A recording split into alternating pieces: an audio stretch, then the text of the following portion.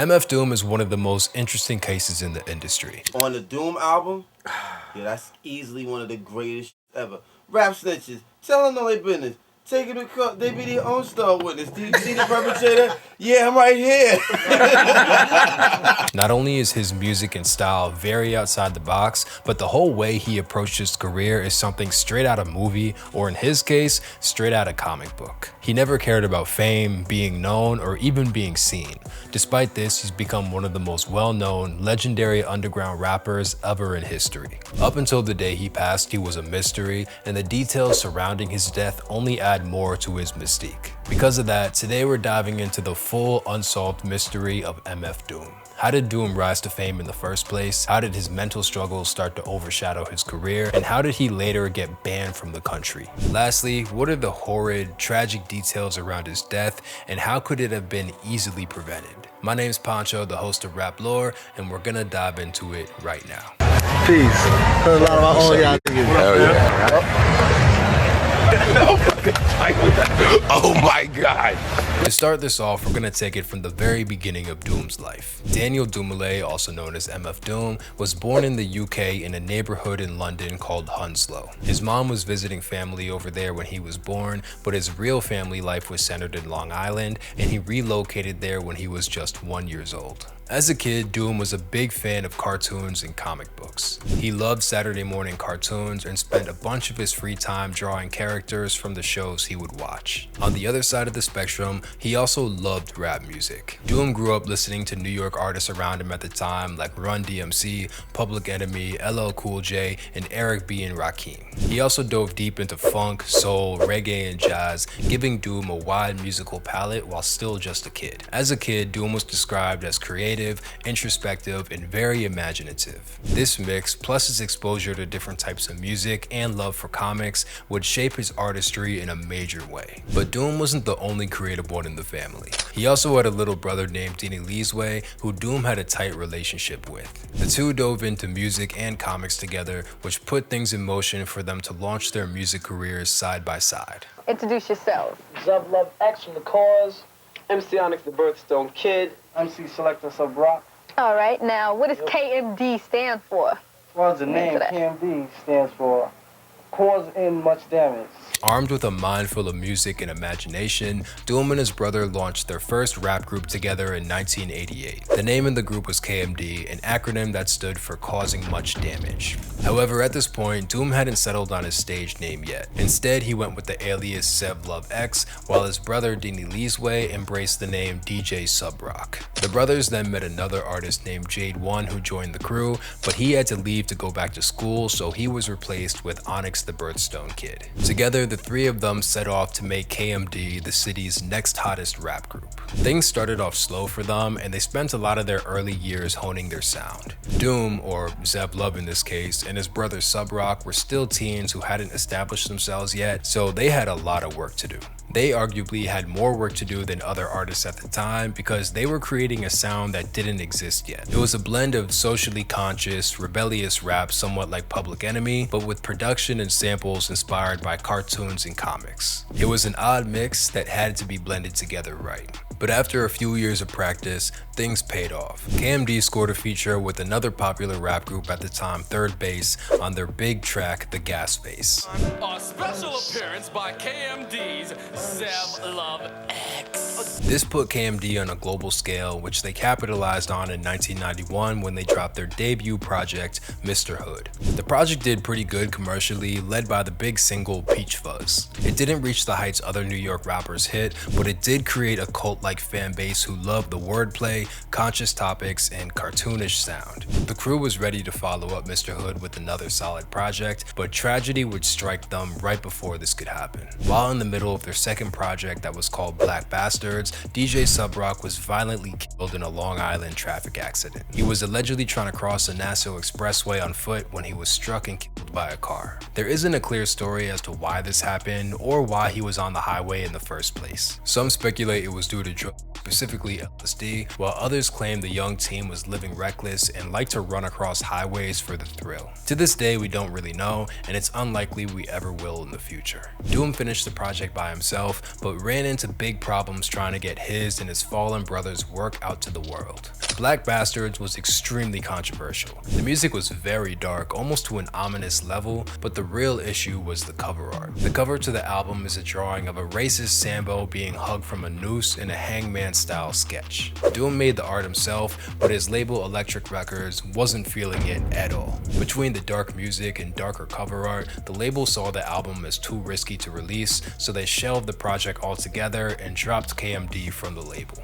Doom would fight for years to get this project out and eventually succeeded in the year 2000, 7 years after Doom's brother tragically lost his life. And if you want to hear why Elektra shelved the album, just go back and listen to the intro of What a Nigga. Anyways, going back to Sub Rock's death, that situation shattered Doom to the core. It hurt him so much that he completely disappeared from the industry and isolated himself. That mixed with the falling apart of KMD sent Doom into a deep depression. This was amplified further by Doom having big money struggles, which led to years of him being homeless, drifting and couch surfing throughout the city. Throughout those years of hardship, Doom reinvented himself from head to toe and re-emerged in the late 90s completely unrecognizable. Hip-hop is one of the direction to where it's like 100 or almost damn near 100% on everything besides the music. Everything except for what the music sounds like. So the mass is really a testament to, it's not about none of that. It's straight about the wreck. After years of radio silence, Doom began reappearing in the public, but not in the way that people remembered him. In fact, nobody even knew it was him when they walked past. The first re-emergence of Doom was in a Lower East Side club called Nuyorican Poets Cafe. Doom would appear on open mic nights with stockings covering his face and a Phillies cap on. In this space, he would test and perform new records he wrote during his long hiatus from the light. Early songs he performed included Dead Bent, Doomsday, Hey, and Operation Greenbacks, long before they were released to the public. This was also the first time that he settled on the name mfdoom. The inspiration for the name was Dr. Doom, the Marvel supervillain that Doom had spent his childhood obsessively reading about. He then added the MF in front of it, which stood for Metal Face, referencing his iconic mask. The MF was also speculated to mean Metal Fingers, a character he would embrace in the future, or motherfucking for some people, which given Doom's personality, fits him pretty well. When he solidified his name, he changed his stockings and baseball cap look for the masked look and never really went back. Few people ever saw him without the mask on, knowing it was him. They either saw him unmasked and walked right past him because he just looked like a normal guy, or saw him masked and never really knew what he looked like underneath it.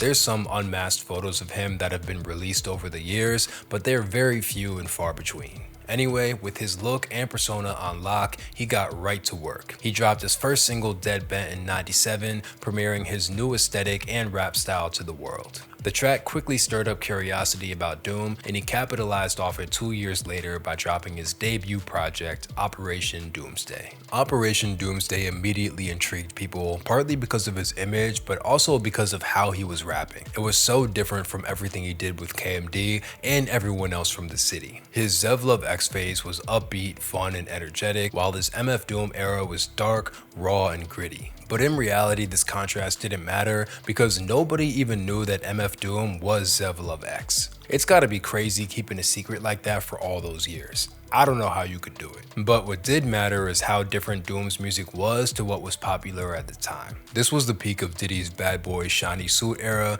and the West Coast gangster rap G-Funk phase. That, along with some southern artists like Outkast, is what was popular. It definitely wasn't this dark, desolate, ominous music that Doom was doing. Because of this contrast, Operation Doomsday didn't become a commercial success, but it did find a home in the underground rap culture. Fans loved Doom's dark energy, humor, and intricate rhymes, led by songs like Doomsday and Rhymes Like Dimes. Music like this is what gave Doom the reputation, your favorite rapper's favorite rapper. The album slowly spread through college radio, underground mixtapes, and indie record stores, slowly kicking off the mfdoom movement around the scene. Hi, I'm Matthew Lesko, and I have an amazing new system that's gonna change your life. It's Danger Doom! After Operation Doomsday, Doom went back to the lab to cook up a ton more music and ton more personalities. This was one of the most intriguing parts of Doom's story. He changed his name once to rebrand from Zevlov X, which I think is understandable, but after that he made a bunch more aliases and characters that he would release different types of music under. It's an interesting choice, something that very few artists have done, and something that's generally not recommended for marketing reasons.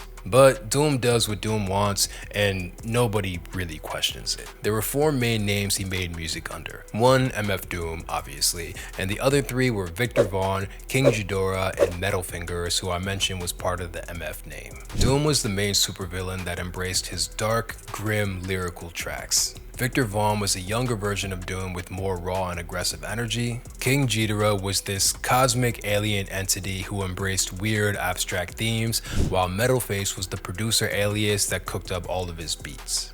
He'd also partner up with the New York-based producer Danger Mouse to form a rap duo group, Danger Doom. With all these aliases set up, he would go on one of the craziest runs any rapper would have in history. From 2003 to 2006, Doom would put out over 10 projects under 5 different names. Take Me to Your Leader, Vaudeville Villain, Madvillainy, VV2, Food, Live from Planet X, The Mouse and the Mask, Oculate Him, and several Special Herbs projects under the Metal Fingers name. Not to mention he featured on a bunch of songs and dropped a ton of singles that didn't make it on official projects. That is crazy and insane work ethic and output. There's only a few people I could think of that match that level of hustle. Future back in the 2010s, Jay Dilla in his later years, Russ with his single a week hustle, and Lil Wayne in the 2000s. That's all that I could think of. Each one of these projects had different levels of success, but Food, Madvillainy, and The Mouse and the Mask were definitely the standouts. The Mouse and the Mask was the only record he had charting on Billboard, mainly because Doom and Danger Mouse co-created it with Adult Swim, who was massive at the time. Despite the lack of love from the industry, all of these albums aged like fine wine. The lore of Doom got stronger each year, and people became more and more curious about his work. It's to the point today that all of these projects have millions and millions of plays on DSPs, and the numbers keep going up every year. It's genuinely impressive and respectable. His run would slow down after 2006, but he'd still put out 2 more classic albums in this decade. Madvillainy 2, the Madlib remix in 2008, and Born Like This in 2009. But despite this iconic catalog, Doom would have several things happen throughout this time that would derail his life in a major way. Hey shit, yo, I am the super villain. I'm sure y'all know that though, right? It's really me. It's really me.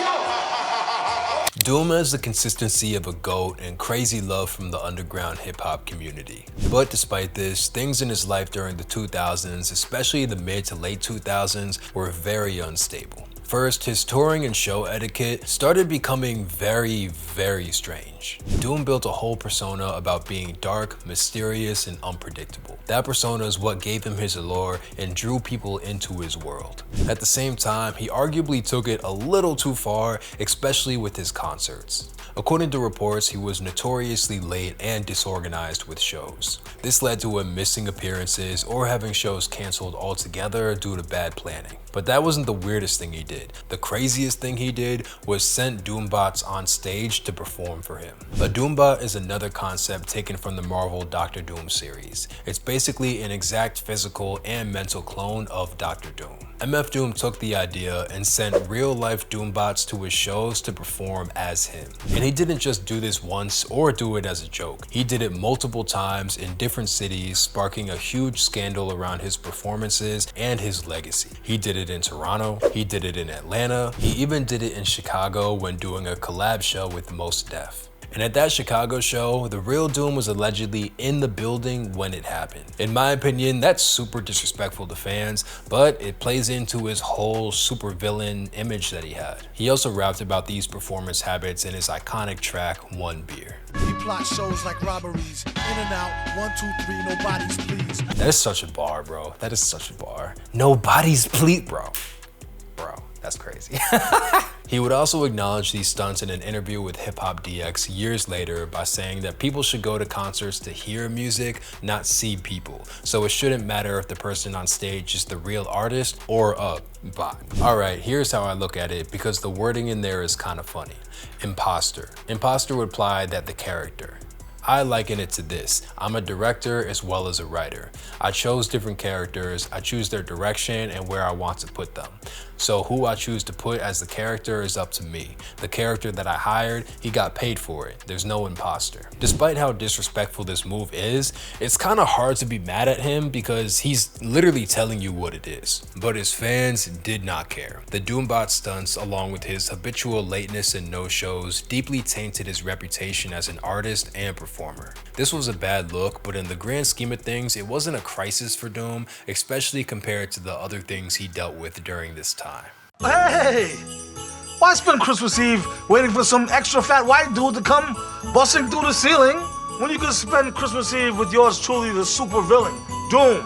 I'll be hosting a whole night of holiday shows on Adult Swim, ho-ho-hoing and things of this nature. As Doom became more and more successful and well known, he leaned further and further into this imaginative world he made for his art. This would become a double-edged sword. The more he leaned into this world, the more creative he became and the more fans would line up to hear what he came up with. At the same time, the deeper he got into it, the more he isolated himself from the real world, causing him to become more unpredictable and depressed. This is also a big reason as to why there's barely any mfdoom interviews online. He went so far into his head that he rejected almost everything from the outside world, including media and press. On top of that, it's very likely Doom was drinking heavily during this time. The reason I say likely but can't say for sure is because, again, he was so private and isolated. However, there's a lot of clues that he drank heavily during these years. One, a lot of his music had themes of alcoholism in it. His song titles referenced it with tracks like One Beer, Premium Wine, and All Out of Ale. He spoke about drinking so much in his music, there's 1,000 examples I could pull from his bars.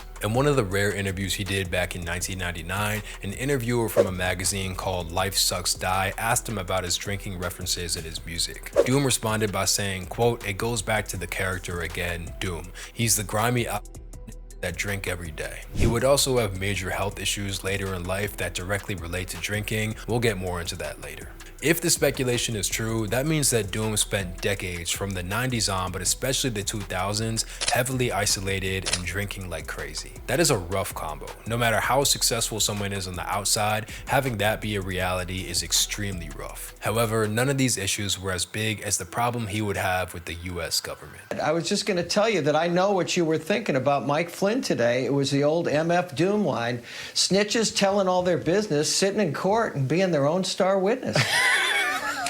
In 2009, Doom put out his 6th album under the MF Doom name, Born Like This. This album was a big hit with his fan base and people were dying to see him perform the project live. Because of this, Doom went on a 12-leg European tour. He hit cities like Manchester, London, Paris, Copenhagen, Stockholm, and more. However, this tour wouldn't become famous for the tour itself. It became famous because of what happened afterwards. After the tour, Doom attempted to fly home to reconnect with his family and enjoy some peace in the States. Unfortunately for him, the US government had other ideas in mind. They denied his entry back into the States and shipped him right back overseas where he came from. It seems irrational that they did this, especially since Doom had been living in the States since he was 1 year old. However, a few unfortunate circumstances lined up that allowed for this tragedy to happen. First, Doom never became a legal citizen. Despite being here since he was a baby, he never went through the legal process to gain citizenship. It's not exactly clear why he did this. Maybe he believed it wasn't a big deal,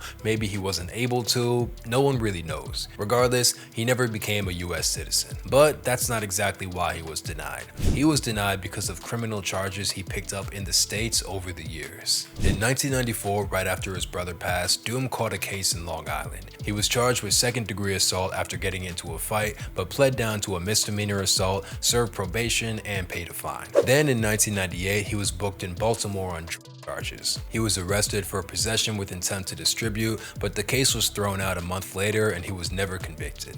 Now, relatively speaking, in the world of crime, these aren't major charges, especially when you compare them to what other rappers are getting booked with nowadays. But when it comes to immigration, they don't play that shit. They flagged Doom's passports, labeled him as a problem, and banned him from re-entering the country for 10 years. That is super heartbreaking, especially when you consider that bro's whole life was built in the States. He's been here since he was 1. His fans are mostly American. His 6 kids and wife are here in America, and he was forced to leave them all behind. That is a bitter, bitter pill to swallow. But he had to eat it, and there wasn't much he could do. He tried one more re-entry at the Miami International Airport in 2012, but was denied again, and that marked the last time Doom tried to make it back home. With Doom effectively banned from the US, he retreated to the one place he had legal citizenship in, the UK. He first set up shop in London to figure out his next moves, and years later would move to the smaller city of Leeds. With him in the UK, he became even more reclusive than he was in the States. He hardly ever performed, barely did any interviews, and really didn't speak to anyone at all besides his family. Even during major events in his life, like the passing of one of his 6 kids in 2017, he didn't say much at all. He was extremely private and withdrawn. He put out a few projects throughout this time, which all happened to be collab albums with other artists and producers. The full list includes Key to the Cuffs in 2012, the Bookhead EP and Neruvian Doom in 2014, and Sarface meets Metalface in 2018. Realistically, 4 projects in 6 years is still a solid hustle. Fans only see it as lackluster because they're comparing it to his iconic run he had in the mid-2000s. Anyway, besides these albums, he was pretty much AWOL during this time. He kept this low profile for years until the end of 2020, when one of the biggest tragedies imaginable happened. The public rarely saw his face, but they knew his voice. Daniel Dumile passed away at the age of 49. On New Year's Eve of 2020, the world was stunned when a photo of Doom in a front yard went public on his Instagram. The caption was a deep, heartfelt message written by his wife. Begin all things by giving thanks to the all. To Dumile, the greatest husband, father, teacher, student, business partner, lover, and friend I could ever ask for. Thank you for all the things you have shown, taught, and given me, our children, and our family. Thank you for teaching me how to forgive beings and give another chance, not to be so quick to judge and write off. Thank you for showing how to not be afraid to love and be the best person I could ever be. My world will never be the same without you. Words will never express what you and Malachi mean to me. I love you both and adore you always. May the all continue to bless you, our family, and the planet. All my love, Jasmine.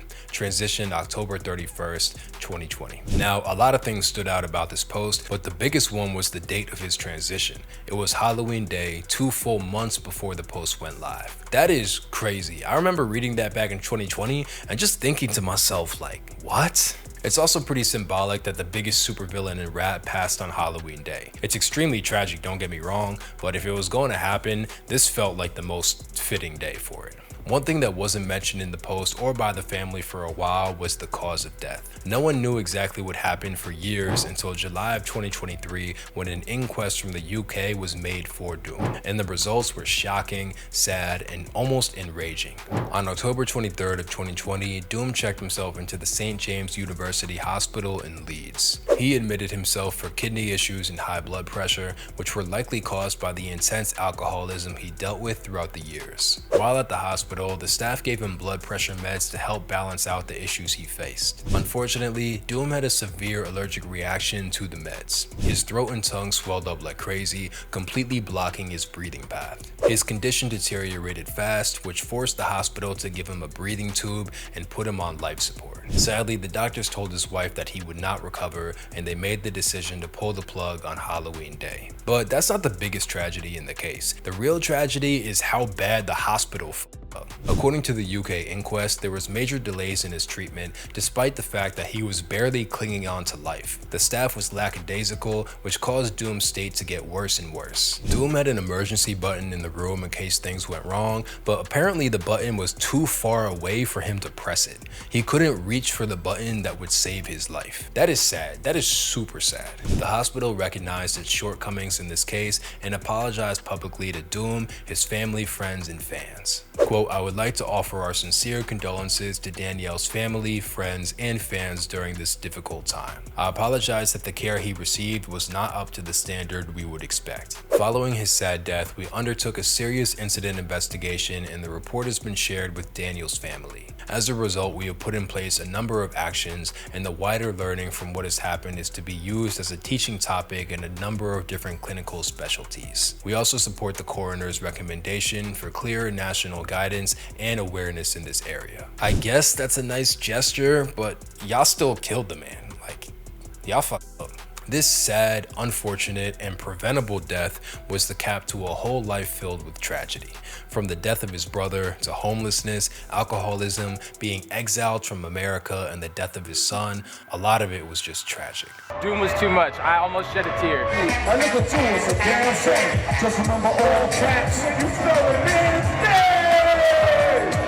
Big letters. Oh, big letters, y'all. Despite all this tragedy and the painful circumstances of his death, MF Doom's legacy remains enormous. While he was alive, countless artists marked him as an influence, including some of the biggest rappers alive today. Tyler the Creator, Kendrick Lamar, A$AP Rocky, Joey Badass, Mos Def, JPEG Mafia, Denzel Curry, and so many more took inspiration from The Mask. If you want to see how much people idolize this man, check out the video of Odd Future meeting Doom for the first time. On top of that, he's one of the few rappers in history that became way bigger after his passing. He's in the same conversation with artists like Pac, Big, and Mac Miller. Each year that passes, his streaming numbers goes up from the year before, and it shows no sign of slowing down. That is extremely, extremely rare. When he passed, pretty much everyone in the game paid respects to him. Tyler the Creator, Amine, Joey Badass, Playboi Carti, Ty Dolla $ign, Westside Gunn, and Adam22 paid homage to The Mask. Even Adult Swim showed love to him on Twitter. His creativity, lyricism, and unconventional approach to rap continues to inspire artists all around the world. And like I mentioned above, his drive and creativity earned him the title your favorite rapper's favorite rapper. That's the full story on the mystery of MF Doom. Let me know what you think about him and the video in the comments. Also, if you want to watch another breakdown of a hip-hop icon turned menace, we did a full breakdown of Suge Knight's life on the channel. Check it out here. RIP MF Doom, all caps.